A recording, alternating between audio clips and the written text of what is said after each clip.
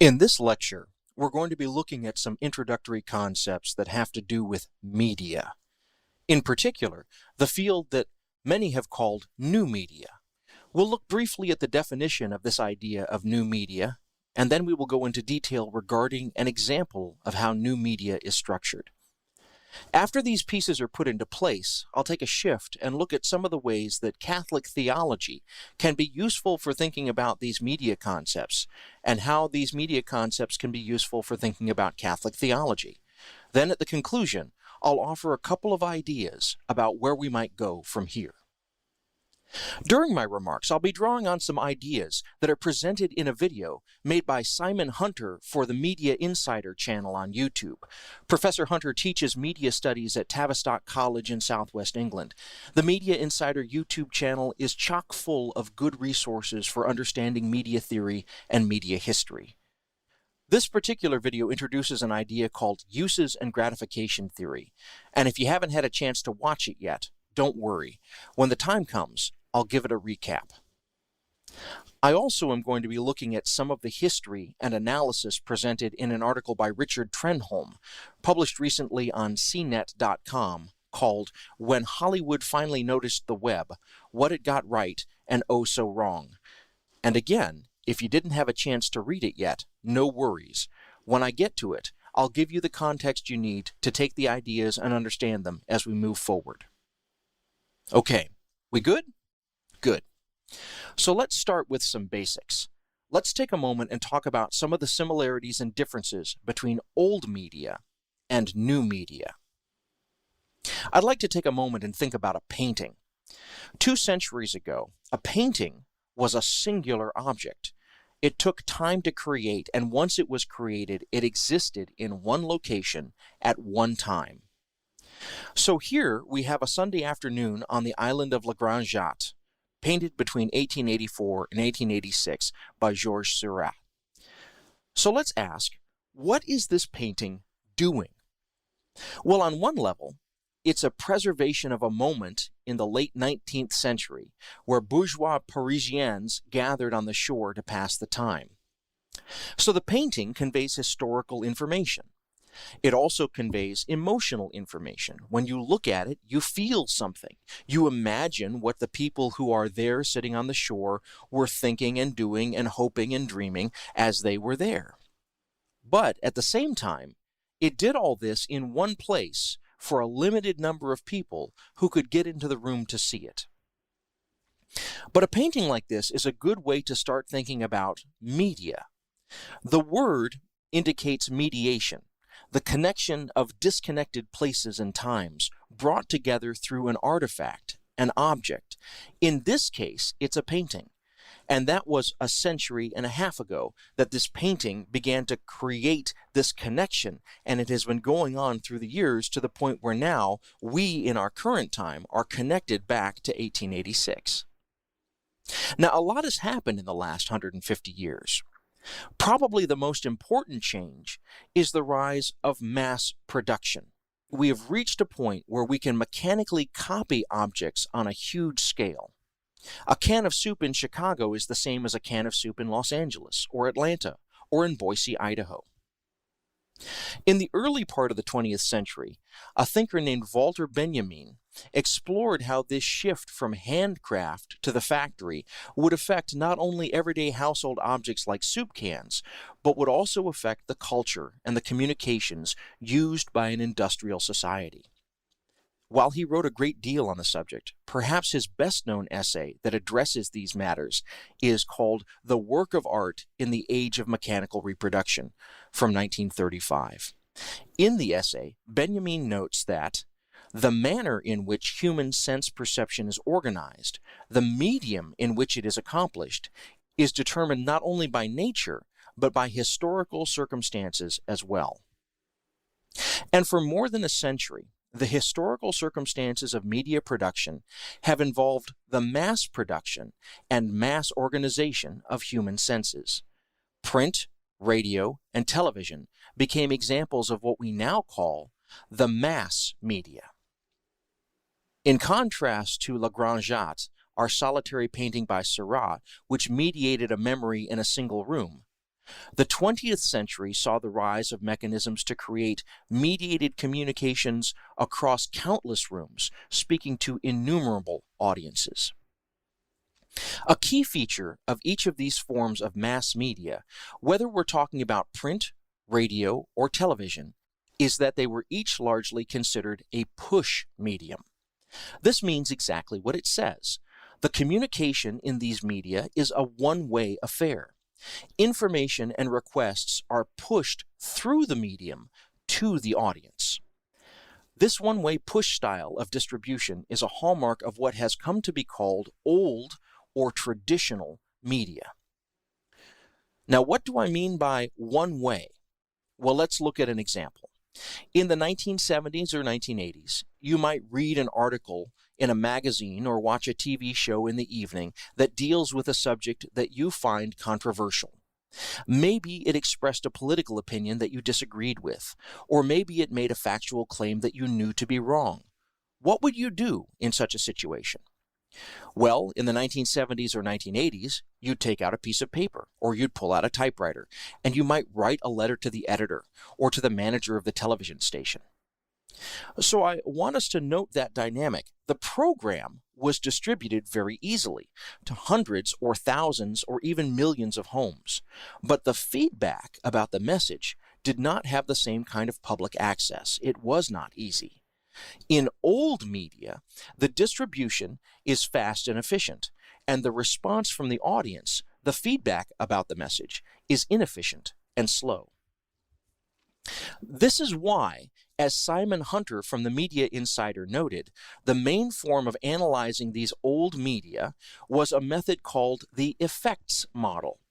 As Hunter notes, in old media, the audiences were passive, at the mercy of whatever the media tells them. In this arrangement, the power is with the media itself.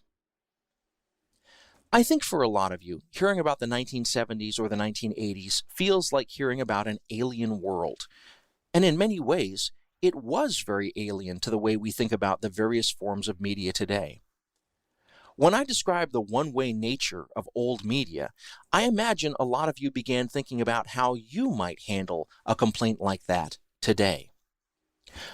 For most of us, if we were to have a complaint, we would simply pull out these amazing, highly compact media machines we have in our pockets, and in a couple of moments, what was once contained, even trapped in a solitary letter to the editor, moving slowly through physical space, is now able to be seen and read and responded to, not just by the editor or the station manager, but by hundreds or thousands or even millions of people. Where the hallmark of old media was the one-way push, we can see the contrast to what we are these days calling new media. New media is not a push media, it is networked. The ability to push a message is no longer one way, but moves from the producer of the message to the audience, and from the audience back to the producer in a much more fluid fashion. More than this, members of the audience now have increased means to become producers themselves. In this new media environment, the producers of messages have to be much more attentive to the audiences that are receiving the message, and the audiences are much more skeptical and even cynical about the messages that they are receiving. This brings us back to Simon Hunter's suggestion that, for today's media landscape, the effects model, describing the old forms of push media, no longer is an accurate description of how media works in our culture. A better description, as Simon Hunter points out, is the uses and gratification model. Here, audiences are active participants in not only the consumption of media, but also they are active in the distribution and even the creation of media. If you've ever sent a tweet saying how angry you were at the ending of Game of Thrones, you've created media that talks back to the show. If you've ever retweeted someone's meme about how bad the ending was, you've helped with the distribution of media.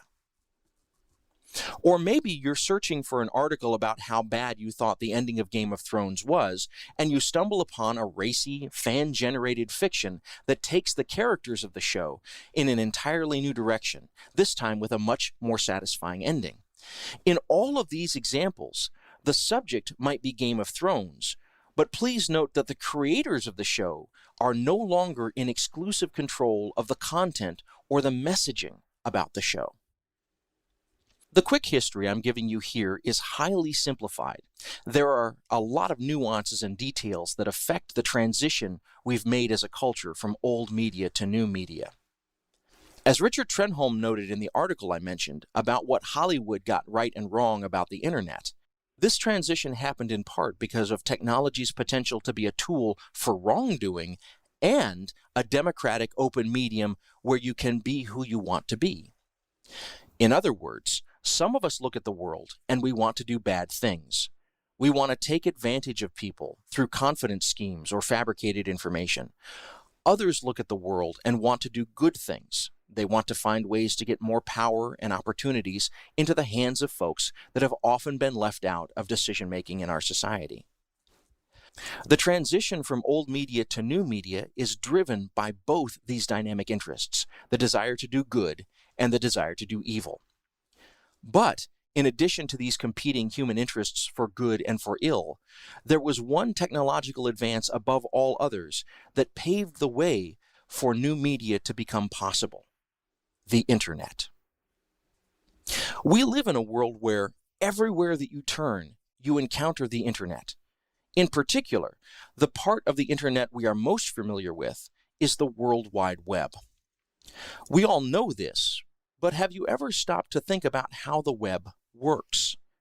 You type some words into a search engine and click on a link, and then within a second or two, you see this fully formed, finished product appear before you on the screen. But on the other side of the web page, on the other side of that screen, things are not so simple. At its heart, the web page you're looking at is a text file, written in a programming language known as HTML. Even if you don't know anything else about how web pages work, you've probably heard those 4 letters, HTML. But knowing what the letters stand for can help us begin to understand what is going on when we look at a finished web page. HTML stands for Hypertext Markup Language. Now let's look at a couple of these letters. Let's start with text. That means exactly what you think it means. Text is words, like an article you might read in a newspaper or an essay you would write for school. In this case, text means the most basic, no-frills block of words you could imagine. We're not talking about the font that the words might appear in, or the size of the letters, or any visual details. All of that comes later. For now, when we talk about text, we're talking about the words themselves in the most basic presentation we can imagine. So let's imagine a text. In this case, a very simple sentence. The cat sat on the mat. Now, at a couple of points, I've stressed that the text we're talking about is the simplest, most unadorned text we could imagine. There's a very specific reason why that's the case. As vast as the internet is, and it is very, very vast at this point, it is nevertheless finite. That means that at any given moment, when you are transferring some information from point A to point B, you need that packet of information to be in the smallest form possible. Small means that you can fit more into the limited bandwidth, and small means that what you send travels faster. For the internet, small is good. The downside, however, is that small is also very plain. Sending text fast is great, but once it arrives, you might want it to look a certain way, or to be a certain size, or to be a certain color. But what I want to stress is, at this point, the text we are sending has none of those features. It is just the bare text. The cat sat on the mat. Now, if we want to turn our text into something more appealing, we'll need to look at the second concept in our exploration of the meaning of HTML, markup. Let's look at that text again. The cat sat on the mat. That's what we have sent from one place to another. But once it arrives, we need it to have some pizzazz, To start with, we'd like it to show up a little bigger, and to show up in blue, not in black. So what you're seeing here is a very simple form of markup. You see that the text, "the cat sat on the mat," is still there, but there are commands now. Those commands within the angle brackets are called the markup language. In this case, the markup takes our text, "the cat sat on the mat," and tells it to appear on the screen like this. The markup works behind the scenes, invisibly, telling your browser how to manipulate the text and the other elements on the screen that are being sent to your computer through the internet. In a very simplistic way of looking at things, the internet is basically just a means of shooting text very fast from one computer to lots of other computers. The World Wide Web is not actually the internet. Rather, it's a set of interpretive filters that floats on top of the internet and makes those text and command nodules visible to us. The World Wide Web looks at all the text that is flowing through the internet, and it is designed to recognize some of that text not as words, but as commands that instruct the web how to display the text that it surrounds. That's the markup around the text. So let's look at this simple example again. You'll notice that within the first angle bracket, there are the characters H2. This is a markup command that instructs the browser to display the text as a heading.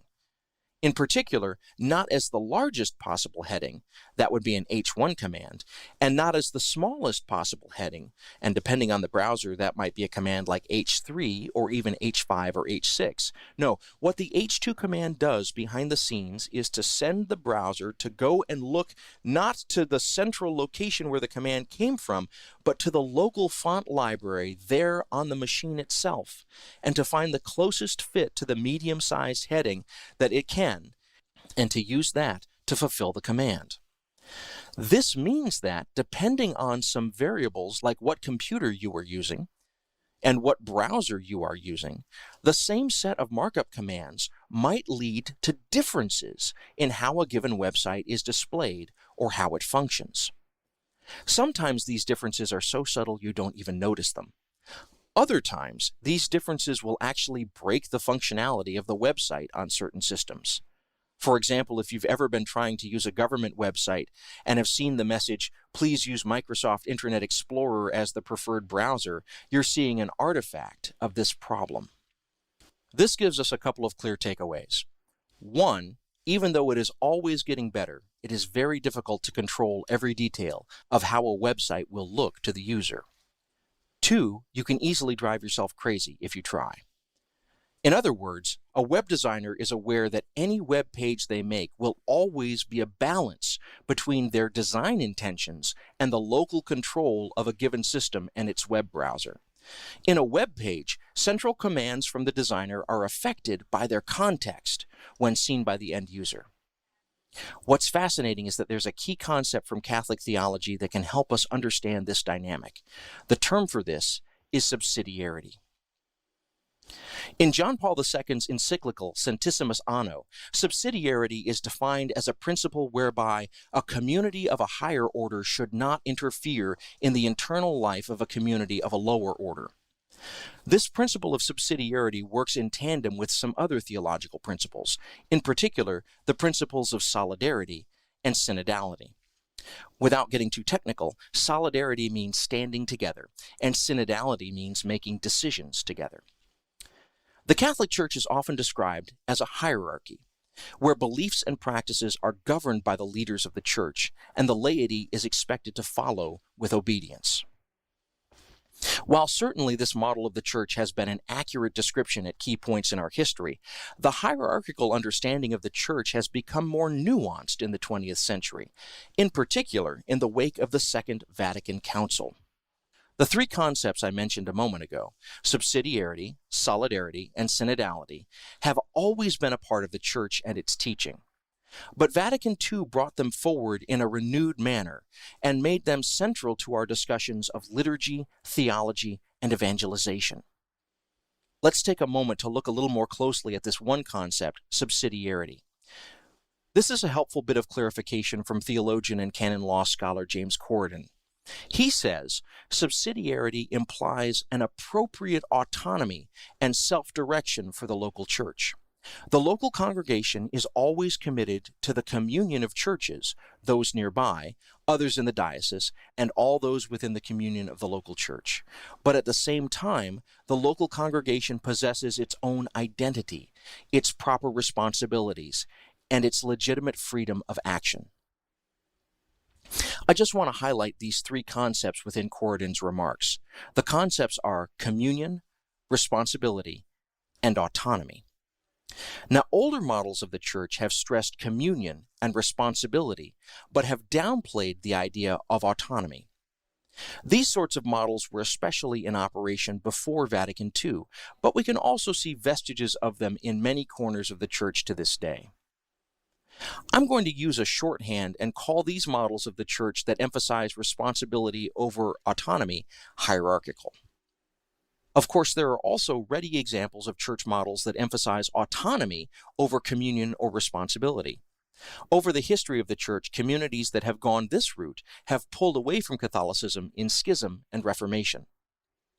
In our last few minutes together today, I want to explore a model of the church that navigates between the poles I have laid out here, a church that sees itself neither as a hierarchy, where responsibility is emphasized at the expense of autonomy, nor as a protest, where autonomy is emphasized at the expense of responsibility and communion. I want to suggest that the model I am putting forth here is a model lined out in the vision of Vatican II. Following Corydon's insights above, it is a model that seeks to find a balance between these three dynamic forces of communion, responsibility, and autonomy. Now, the first thing I want to say is that the way I am thinking about this Vatican II model of the church is very much in line with what I said a moment ago about the way that web pages work. A web page moves from a server to a destination as a set of commands. Some of them are visible, the text, some of them are unseen, the markup. When they leave the server, they may be heading to 1 or 1,000 or millions of destinations. In each case, the commands that depart from the server are uniform. However, once these uniform commands, some seen, some unseen, arrive at a given destination, they begin to change. When the commands show up on your screen in your location as a web page, those commands have been interpreted. The local conditions have affected how the commands are implemented. In other words, between the central server and your local screen, a balance has been found. There is communion. The web page is the set of commands sent by the server. There's also responsibility. The local site executes those commands faithfully. And there is also autonomy. Local conditions will affect the final form of what those central commands enact when they get to your screen. As I have mentioned, if a web designer wanted to insist that every web page on every screen must be exactly uniform, it would be a fool's errand. Moreover, the internet, which has a limited bandwidth even today, would almost immediately crash. There is simply not enough space in the information pipeline for that level of uniformity and control. So the World Wide Web has found a balance, and it's a balance that works. Uniformity in coding, but autonomy in the execution of that coding at the local level. As I've suggested, I think this is a great way of explaining the idea of subsidiarity. Now, what can this tell us about the church? Well, I think the analogy here of the World Wide Web is a reasonable model for a church committed to the balance of communion, responsibility, and autonomy. We have our own equivalent of that uniform code sent from the server. We have the deposit of faith, our social and moral teachings, our creeds. But we also see that local autonomy is at work. Different dioceses and different parishes will implement and emphasize these central commands in differing ways, even to the level of individual Catholics, where the counsel of their conscience allows for an autonomy of will and action that leads to differing implementations. But I also want to point out that there is some risk here. I mentioned a few moments ago the two models of media consumption that Simon Hunter told us about. They were the effects model and the uses and gratifications model. The effects model imagines audiences to be passive, and the job of the producers is simply to push a message with very little feedback. Uses and gratification, on the other hand, understands that audiences are now active. They will not simply receive what is pushed to them. In many cases, they will push back. They will recombine what they receive into new arrangements, or they will simply leave. Now, we've all seen examples of corporations and artists who try to treat audiences in this new media landscape as if they were still living in an old media landscape. The results are not pretty. Most companies have figured out that you can no longer simply push a message to an audience and have them conform to your wishes.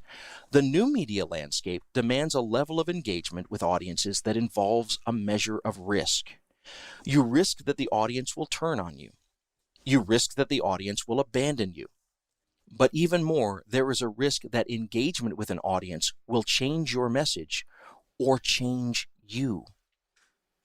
Businesses, by and large, have figured this out and have learned to adapt. They are navigating this new media landscape and its risks with varying levels of success.